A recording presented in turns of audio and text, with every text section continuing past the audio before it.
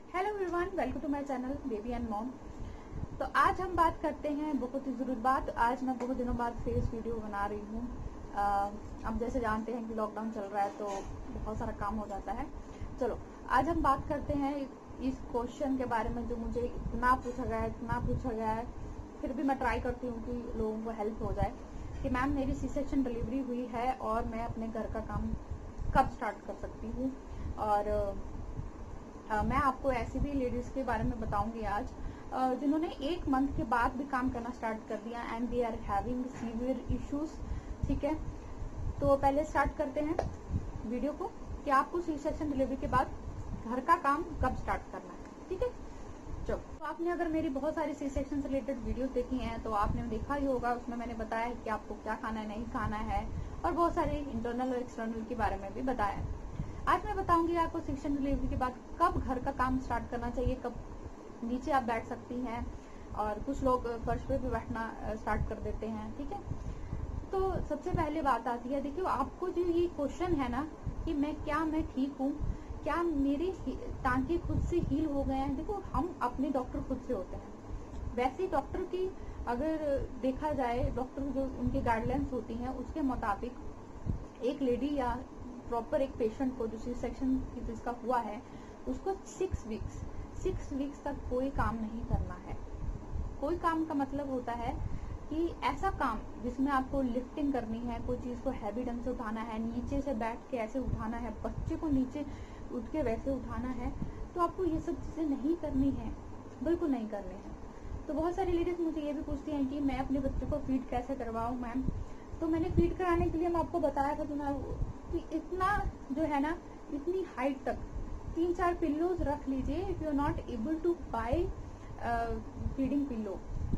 ठीक है, इतनी हाइट तक फीडिंग पिल्लो रख लीजिए and then keep the baby like this.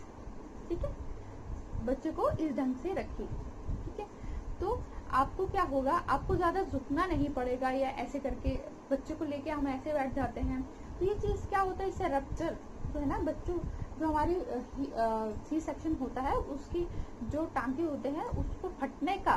ठीक है, कभी कभी क्या होता है कि सी सेक्शन का धागा सा निकलना शुरू हो जाता है और इवन कभी कभी क्या होता है वहां पे होल बनना भी शुरू हो जाते हैं। तो मैंने इस चीज के बारे में बताया कि अगर वहां पे फेंसी टाइप की या रेड टाइप के वो बनना शुरू हो जाते हैं, दैट इज हेमाटोमा। वो हेमाटोमा बहुत सीरियस होता है, आपको उसकी केयर लेनी है।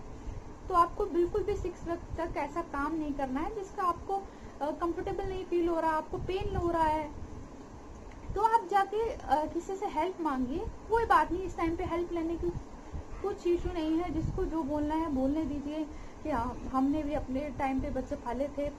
ठीक है ना, तुमने पाले होंगे, तुमने जो भी किया, ठीक है ना, तो मेरी सिचुएशन है, मुझे हेल्प करो। ठीक है ना, मैं पर्सनल एक्सपीरियंस की बात करती हूँ कि आपको जो है अपनी केयर खुद से लेनी है। अगर आपकी हेल्थ को और आपके टांकों में कुछ भी प्रॉब्लम होगी तो वो ठीक नहीं होंगे उस पे। फिर उसके बाद क्या होता है, कुछ लेडीज को फिर से जो है अपना सोनोग्राम करवाना पड़ता है, सोनोग्राफी करवानी पड़ती है और डॉक्टर फिर से चेक करते हैं। कईयों को क्या होता है कि जो सी सेक्शन का पार्ट होता है वो ओपन होना शुरू हो जाता है तो उसको फिर से फिक्स किया जाता है। सी सेक्शन में टांकों की टाइप्स क्या है, मैंने इसके बारे में भी बताया है कि मैंने शायद उसमें 2 ही टाइप बताए हैं।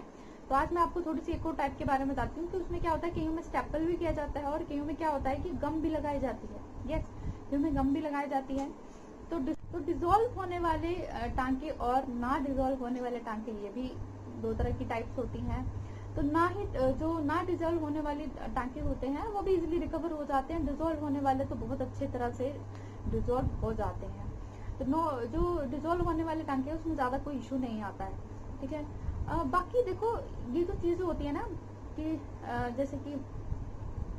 जैसे हील होना, ये एक लेडी टू लेडी डिपेंड करता है। अब क्यों, अब किसी ने डाइट ही नहीं ली है, कोई फ्रूट्स ही नहीं खाता है, कोई अच्छे से खाना ही नहीं खा पा रहा है। ठीक है ना, क्योंकि उस टाइम पे बच्चों को फीड भी करवाना है, घर का काम भी करना है, ये सब चीजों के चक्कर में लेडीज अपना ध्यान नहीं रख पाती हैं और इसलिए उनके टांकों में प्रॉब्लम हो जाती है। तो प्लीज आपने 3 महीने तक, एटलीस्ट 3 महीने तक किसी से हेल्प लीजिए। जैसे ही आपका सी सेक्शन होने वाला है, आपको पता चल जाता है कि सी सेक्शन हो गया, अपनी फैमिली से किसी से रिक्वेस्ट कीजिए और उसको बोलिए प्लीज मेरे साथ 3 महीने रहिए, 3 से 4 महीने, तो you will understand the work. और उसके दूसरी सबसे इम्पोर्टेंट बात मैं आपको ये कहना चाहती हूँ कि मैंने इतनी सारी वीडियोस बनाई हैं तो लोग मुझे डायरेक्टली बोलते हैं कि मैम मेरे को मेरा पेट बाहर की तरफ आ गया है, तो मुझे बताओ मैं कौन सा योगा करूँ।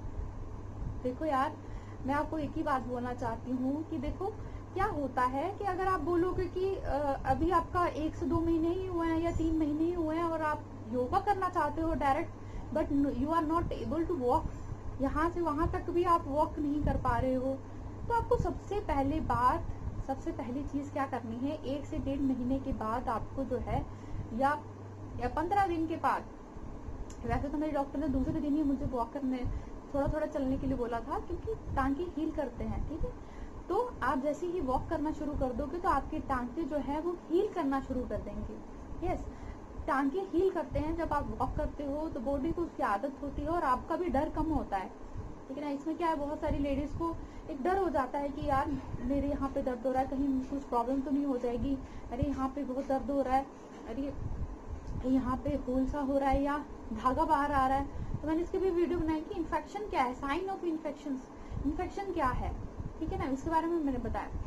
तो देखो मैं डॉक्टर नहीं हूँ, पर मैं पर्सनल एक्सपीरियंस से तुम्हें यही चीज बता सकती हूँ कि क्या इन्फेक्शन है और तुमको क्या नहीं करना है कि जिससे तुमको इन्फेक्शन हो, ठीक है। मैंने हमेशा यही बताया कि अगर आप नहाते हो तो नहाते टाइम आपको किस चीज का ध्यान रखना है कि पानी ना पड़े वहां पे। अगर आप पानी देखो वहां पे सफाई तो रखनी है, ठीक है, इसका मतलब ये नहीं है कि तो वो सोप जो है वो माइल्ड होना चाहिए। अब ऐसे सोप जो जिसमें खुशबू बहुत है वैसे सोप मत यूज करो, नॉर्मल सोप यूज करो और उस पर झाग वाग मत बनाओ, बस एक ही बार लगा के उसको वॉश आउट करो, पानी से वॉश करके एक बार उसको एयर ड्राई करना है। एयर ड्राई का मतलब होता है कि उसको थोड़ा सा कपड़ा से उठा के थोड़ी देर बच्चे को फीड करवाते ही उस कपड़े को ऊपर ले आओ, कोई बात नहीं, वो ड्राई हो जाएगा तो उससे क्या होगा, इन्फेक्शन नहीं होगा, आपकी वो चीज गीली नहीं होगी। अब देखो कोई चीज होती है उसको पानी पड़ता रहेगा तो वो क्या हो जाएगी, बढ़ जाएगी ना। तो हमको वही करना है, आपके हाथ पे कट लग गया और उस पर अगर स्टिचेस लग जाते तो क्या करते हो आप, वैसे ही केयर करनी है यहाँ की। बस इसमें क्या होता है, लेयर्स ज्यादा होती हैं, अंदर तक लगा होता है, बाहर का तो ठीक हो जाता है, ठीक है, पर अंदर तक नहीं ठीक हो पाता है, इसलिए मत रिस्क लो। कुछ लेडीज बहुत जल्दी काम करना शुरू कर देती हैं और उनको बहुत प्रॉब्लम हो रही है। एक और क्वेश्चन आया था मुझे कि मैम मैंने सीढ़ियाँ कब शुरू कर दूं चलना, ठीक है। तो आपको सीढ़ियाँ चढ़ने की जरूरत ही क्या है इतनी जल्दी, अगर कोई मजबूरी है तो अवॉइड करो। अगर आप खुद ठीक हो तो भी तभी आप कुछ कर पाओगे, नहीं तो आप कुछ नहीं कर पाओगे।